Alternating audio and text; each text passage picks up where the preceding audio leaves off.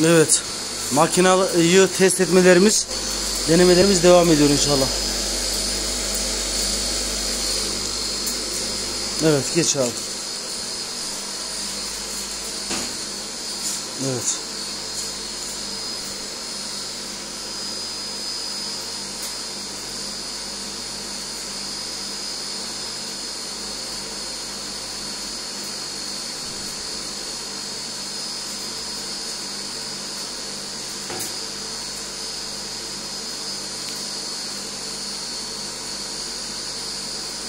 Yuvarlak bir şekilde at abi. Heh.